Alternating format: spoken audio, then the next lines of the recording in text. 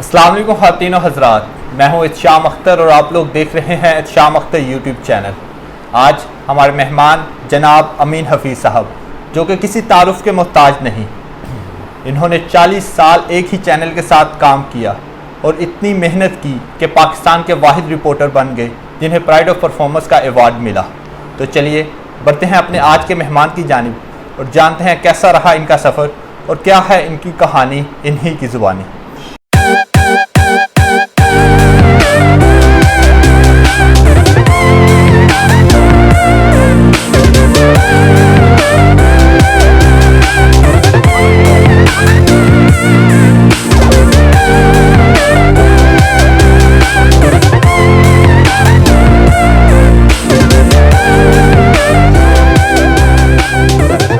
Sir, क्या बचपन से ही सोच लिया था कि बड़े होकर जर्नलिज्म की फील्ड में जाना है? नहीं नहीं नहीं, बिल्कुल नहीं। बचपन में सहाफ़त अच्छी लगती थी। सही सर। और उसको देख के खुश होते थे, लेकिन शौक़ नहीं था कि टारगेट अचीव नहीं, वो टारगेट फिक्स नहीं किया था कि मीडिया की तरफ आएंगे। लेकिन बहरहाल जो टारगेट था वो तो था आर्मी में जाना। मेरे वालिद साहब SSG कमांडोज़ थे, तो मेरी बड़ी ख्वाहिश थी कि मैं आर्मी में SSG कमांडोज़ बनता और उसके लिए मैं अपीयर भी हुआ। बहरहाल वो फिर कामयाबी नहीं हो सकी थी। वो रास्ते में हमें मेडिकल में एक जगह पे रह गए कि जी नाक माइनर सा है, ऑपरेशन छोटा सा करा ले। तो बहरहाल वो हम नहीं जा सके। तो फिर उसके बाद गवर्नमेंट कॉलेज लाहौर में थे, अभी 3rd ईयर के स्टूडेंट थे। तो ये जंग अखबार जो पहले कराची बेस्ड था, ये फिर पंजाब में लाहौर में आया। तो इन्होंने एडवर्टाइज़ किया कि हमें स्टाफ चाहिए। उसमें एक लाइन ये भी लिखी थी कि अगर कोई स्टूडेंट भी अपीयर होना चाहे तो अदारा उनको पार्ट टाइम रख लेगा। तो ऐसे ही हमने अप्लाई किया, ऐसे ही मतलब शो किया, टाइम पास करने। हाँ, तो हमने कहा चले चेक करते हैं कि हमारी मार्केट वैल्यू क्या है। हम स्टूडेंट हैं, कल को हमने बड़े बड़े इम्तहानों में बैठना है, तो ज़्यादा एतमाद के साथ काम करें। अपीयर होते, अपीयर हुए, सिलेक्ट हो गए, पार्ट टाइम रिपोर्टर की जॉब मिल गई। ज़माना तालिब इल्मी में ऐसा हो जाए तो फिर अच्छा लगता है। तो यहाँ से फिर 82 में सहाफ़त का सफ़र शुरू हुआ, जो फिर उसी अदारे के साथ जो जंग ग्रुप अदारा है, उसने बाद में GOTV निकाला, उसके साथ अटैच हो गए। और फिर मुसलसल एक ही अदारे के साथ 40 साल और 4 महीने रहने के बाद मैंने सोचा कि मुझे एक अपना इंडिपेंडेंट काम करना है। तो मैंने जंग और GO ग्रुप को टाटा कहा और उनको कहा कि आप मुझे प्यार करके अलविदा करें। तो मैं अपना YouTube चैनल अमीन हफीज़ शुरू करना चाहता हूँ। और वो ऑलरेडी मेरा बेटा हसीब अमीन उस पर काम कर रहा था, थोड़ा बहुत हम काम कर रहे थे।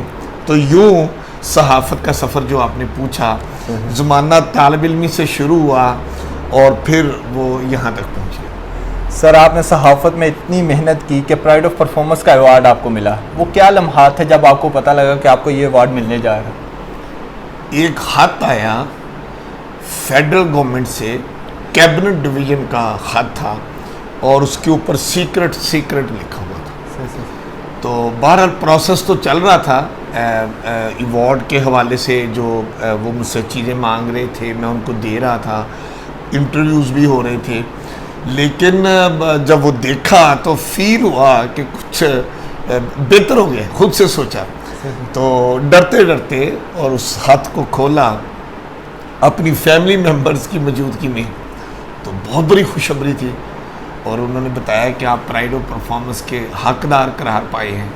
और इस तरह 23 मार्च को ईवान सदर पाकिस्तान में सदर पाकिस्तान आपको ये अवार्ड देंगे। तो जाहिर है जब बच्चा बहुत मेहनत करता है और उसको कामयाबी उसके कदम चूमती है, तो फिर वो सारी मेहनत भूल जाती है और जो कामयाबी मिलती है वो उसकी खुशी में इंसान खुश हो जाता है। तो खुशी के बहुत अजीम लम्हात मेरे लिए इसलिए भी थे कि मेरी वालदा अपनी ज़िंदगी में अल्लाह ताला उनको जन्नत अता फरमाए और उनके कब्र को रोशन और मुनव्वर करे और उनके फूलों और बागों का वो बन जाए उनकी कब्र। तो वो कहा करती थी कि इंशाअल्लाह ताला आप देखना मेरा बेटा जो अमीन हफीज़ है ये बहुत कामयाबियाँ समेटेगा और बड़े बड़े अवार्ड अपने नाम करेगा। तो इससे बड़ा तो अवार्ड कोई नहीं। बिल्कुल ऐसे। सर इतना लंबा सफ़र है, 82 से आपने स्टार्ट किया, तो दरमियान में काफ़ी मुश्किलात भी आई होंगी, उनको कैसे हैंडल करते थे? देखिए, जब कोई भी काम करें और उसमें यकीनन मुश्किलात आती हैं और आपको उनका सामना करना पड़ता है, उनका मुकाबला करना पड़ता है। और जब ख़ुसूसन आप सबसे हट के काम करते हैं, मुनफरिद और अछूते स्टाइल में काम करते हैं, जैसे अमीन हफीज़, मैं ये कहता हूँ, लोग मेरे ऊपर ये बात करते हैं कि अमीन हफीज़ ने जर्नलिज्म में एक अजीब ट्रेंड इंट्रोड्यूस कराया है। उनका कहना है कि अजीब ट्रेंड, और उनके मुताबिक ये है कि अमीन हफीज़ इंफॉर्मेशन के साथ साथ एंटरटेनमेंट देता है। यानी कि वो कहते हैं कि अमीन हफीज़ खबरों के ज़रिए लोगों को एंटरटेन करता है। तो यस, मैं करता हूँ। और वो कहते हैं ये चीज़ें क्रिएट करता है, होती नहीं, ये क्रिएट करता है। यस, मैं करता हूँ। लोग कहते हैं कि एक जगह पे एक इवेंट होता है, 15, 20, 30, 40 जर्नलिस्ट वहाँ पर मौजूद होते हैं, अमीन हफीज़ वहाँ से एक अनोखी चीज़ निकालता है। डिफरेंट स्टाइल है। यस, मैं निकालता हूँ और यही मेरी पहचान बनी, यही लोगों ने इसको पसंद किया और इसी पे अल्लाह रब्बुल इज़्ज़त ने मुझे कामयाबियों से हमकिनार किया। और मैं समझता हूँ कि इंसान को सबसे मुनफरिद रहना चाहिए। सारे जिस डगर पे चल रहे हैं, सारे आप भी उसी पे चलते जाएं, तो फिर आपको अमीन हफीज़ किसने कहना है? बिल्कुल ऐसे। तो आप मुनफरिद काम करें, काम वही है जो सारी दुनिया कर रही है, आपने भी वही करना है। मगर कहने का, बयान करने का अंदाज अगर आप अपना लें, तो देखें ना, बड़े बड़े अदाकार पाकिस्तान में, इंडिया में, यूरोप में गुजरे हैं, तो वो क्या करते थे? बात वही होती है जो राइटर ने वो अल्फाज लिखे हैं, प्रोड्यूसर उसकी अदायगी की बात करता है, तो एक्टर इस अंदाज में उसको एक्सप्लेन करता है, बॉडी लैंग्वेज के साथ, फेस एक्सप्रेशंस के साथ, कि वो अल्फाज जो कोई और अदाकार भी कर सकता है। मगर जिसको मैं कहता हूँ वो मुनफरिद होता है जब वो अपने मखसूस स्टाइल में अदा करता है, तो फिर वो फिल्म भी और वो अदाकार भी हिट होते हैं। सर अभी आपने अंदाज़ की बात की, आपका जो अंदाज़, आपकी खबर, लोगों को तो हर खबर आपकी अच्छी लगी है, आपको अपना कौन सा अंदाज़ या कौन सी ऐसी खबर है जो अभी भी आप कभी कभी सोच के उसके बारे में हंसते हैं? देखिए जी, मेरी तो बहुत सी खबरें हैं, सियासी खबरें हैं, सोशल न्यूज़ हैं, अवामी मसाइल से रिलेटेड मेरी बहुत सी खबरें हैं। लेकिन मैं समझता हूँ कि मेरा वो एक गाय भैंसों वाला लोगों ने बड़ा पसंद किया।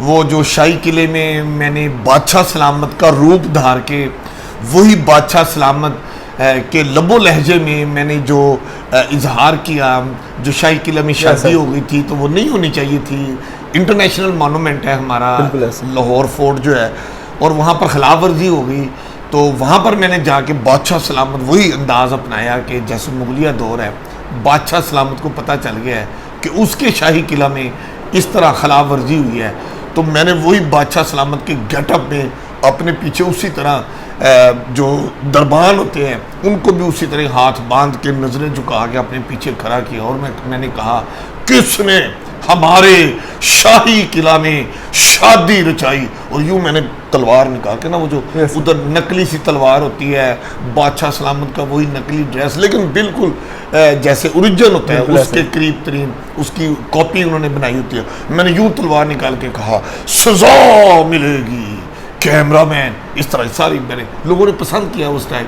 तो ये बात वही मैंने कही कि एक इंटरनेशनल मोनूमेंट लाहौर फोर्ट है, उसमें खिलाफ वर्जी हुई है, तो उस पर बादशाह सलामत कितना तैश में आए हैं, तो वो मैंने उसको एक्सप्लेन किया। लोगों से बात करते हैं, कहते हैं सहाफ़ी को तनख्वाह मिले ना मिले, लिफाफे और धमकियाँ ज़रूर मिलती हैं, इस बात में कितनी सदाकत है? देखिए, जो सहाफ़ी तो काम करते हैं, जो मेहनत करते हैं, उनकी इज्जत अपने अदारे में भी होती है, उनकी इज्जत सोसाइटी में भी होती है, उनकी इज्जत उन अदारों में भी होती है जिनको वो रिपोर्ट कर रहे होते हैं। मतलब अदारों को मतलब वो नहीं है कि खुफिया अदारों की मैं बात नहीं कर रहा, मतलब जैसे मेरे पास सरकारी महकमे थे, मैं जियो टीवी में जब था तो मैं Punjab civil secretariat, railway, election commission, Wagah border, ये मतलब मेरी असाइनमेंट्स होती थी, और कलर नीला पीला खबरें बनानी वो अलग था।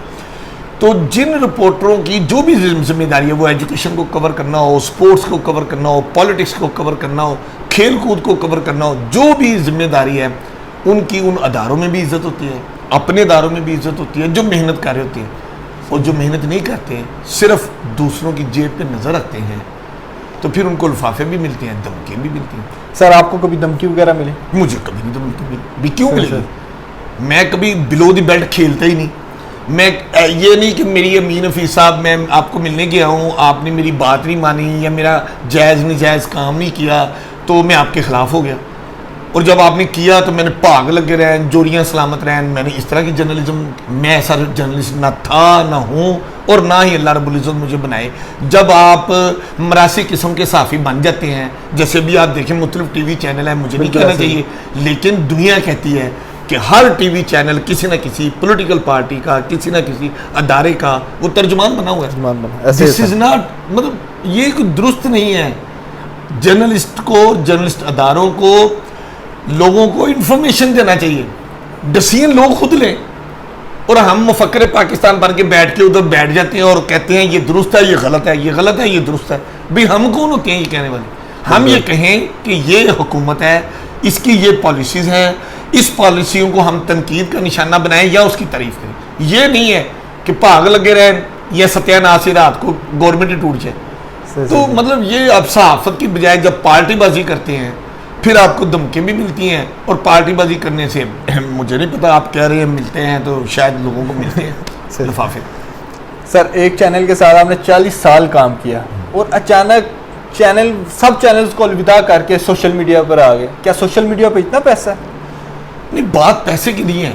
मैं आपको एक बात बताऊं, बहुत से लोग मुझे कह रहे हैं कि शायद अमीन हफीज़ जियो छोड़ के पैसे की खातर, सिर्फ पैसे की खातर सोशल मीडिया में आए। ऐसा बिल्कुल नहीं है। मैं आपके थ्रू ये बात आज क्लियर करना चाहता हूँ।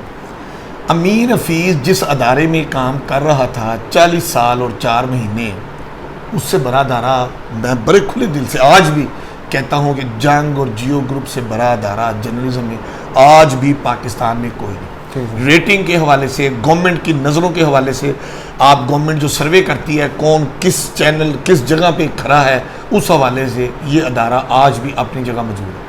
और अगर उस अदारे में अमीन हफीज़ को इज़्ज़त और प्यार और सब कुछ मिल रहा था, सिर्फ एक तनहा कम थी जो मेरी रिजर्वेशन थी कि अगर तनहा मुनासिब होती तो शायद मैं ये अदारा ना छोड़ता।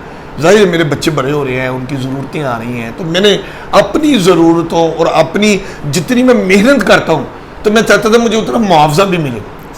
तो अब मेरे हिसाब से टीवी चैनलों में अब उतना मुआवजा नहीं है, और अखबारात में तो बिल्कुल ही नहीं है। और मैं यूट्यूब चैनल इसलिए आया कि इस वक्त टीवी चैनल्स में आप देखें सिर्फ करंट इश्यूज़ के ऊपर खबरें आती हैं, या पॉलिटिक्स के ऊपर खबरें आती हैं, या पसंद और नापसंद की खबरें आती हैं। इसमें जो रिपोर्टर बहुत सारा काम करना चाहते हैं, इन्वेस्टिगेट करना चाहते हैं, नीला पीला कलरफुल खबरें तैयार करते हैं, बनाते हैं, अब उतने खबरें टीवी चैनल्स पे चलती नहीं हैं। मेरा मौक़िफ़ ये था कि मैं अपना यूट्यूब चैनल बनाऊं, उस पर मैं अपनी बहुत सी खबरें बहुत से एंगल से मैं चलाऊं, लोगों के लिए प्यार मोहब्बत बांटूं, और अपने लिए अपनी मेहनत के मुताबिक मुआवजा भी लूँ जो मेरा हक। तो क्या सर आप सेटिस्फाइड हैं अपनी जर्नलिज्म की फील्ड से, या कभी कभी सोचते हैं कि शायद मुझे किसी और फील्ड में चल जाना चाहिए था?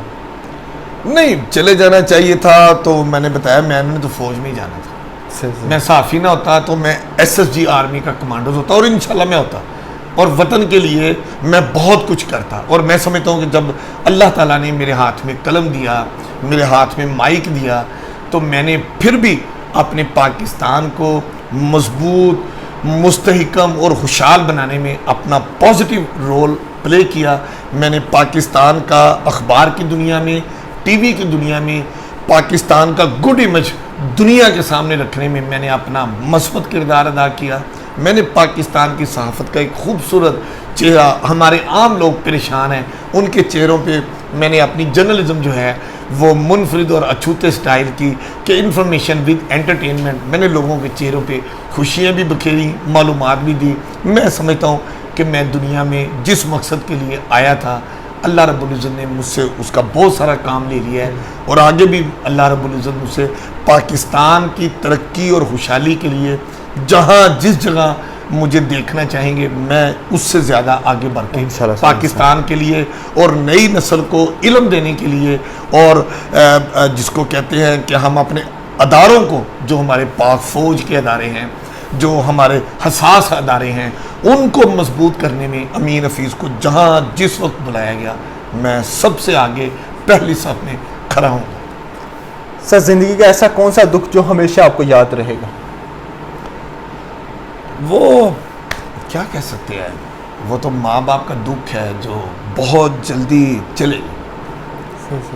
आज अमीन हफीज़ को अल्लाह रब्बुल इज़्ज़त ने जो इज़्ज़त और मुकाम दिया है, ख्वाहिश है कि अम्मी अबू होते और वो मुझे सदर पाकिस्तान से मेरे गले में प्राइड ऑफ परफॉर्मेंस का अवार्ड पहनते हुए देखते।